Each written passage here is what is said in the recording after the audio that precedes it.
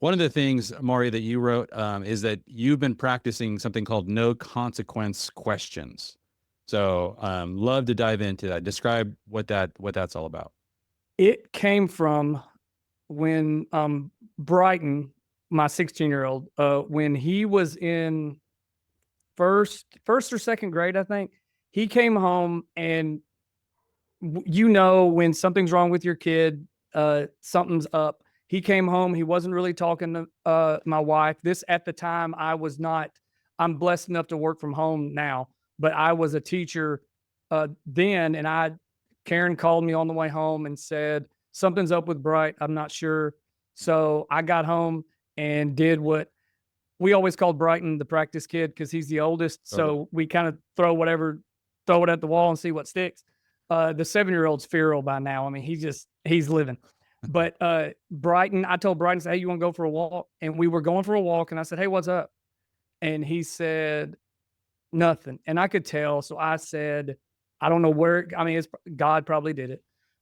I said, what if I give you a no consequence question? And he said, what's a no consequence question? And I said, you can ask me or tell me anything and you cannot be punished. And as soon as I said it, I was like, oh, I don't know. But he said, really? And I went, yep. I said, no. I said, no trouble. And he said, okay. And I said, do you want to do that? And he said, yeah. And then he said, I said the S word at school today. So I was like, okay, we don't need to talk like that. It's okay. We need to use good words and the whole spiel. And then he was fine. And then you're just guilty. Yeah.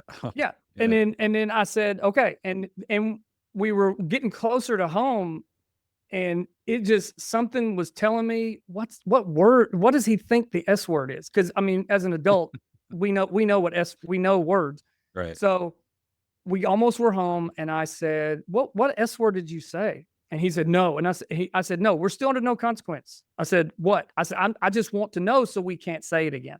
Yeah. And he said, I told someone to SHUT up. And I said, you told someone to shut is the S word.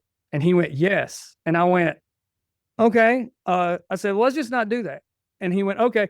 Well, I'm walking back to the house and he's happy and I'm trying not to laugh because I don't want to demoralize the kid by like, dude, that's nothing. But with that being said, I went home, told my wife, of course, and it's like, he told somebody to shut up. But it's been used on several other occasions because the younger siblings have heard that. So I've had no consequence conversations with my 12-year-old girl, my 16-year-old boy. I asked him before coming on your podcast, I said, can I mention some of the stuff that we've talked about? And he was like, yeah, we've had sex conversations.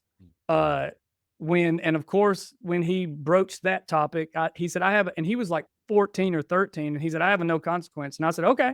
And he said, I have a sex question. And I was like, oh man. And, but my wife and I have joked those conversations. I handle the boys and she's going to handle, and we tag team, but I was glad that he was vulnerable enough to come to me and know that, okay, Daddy, the rules are you cannot punish me and you cannot judge.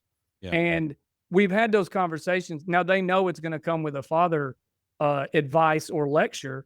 Right. But I'd rather answer those questions than, because Lord knows when I was in school, all the stuff I heard and everything else, I would rather because those no consequence questions have actually been worded in a friend of mine said this. What about that? Or we've had faith conversations like, why does God allow this, that, or the other? And we've had talks about that because, like I said, I want them to be able. I was scared to death to ask my daddy anything. Yeah. My mama, we had a really, really good relationship. I'm still a mama's boy to this day, but I was so afraid to disappoint her. There was a lot of things I didn't ask her about. But my wife and I have talked enough to where we're like, we've got to have an environment where our kids can come to us and know that, okay, we're not mad. We still love you, but we need to talk about this. And Yeah. then hopefully it's over.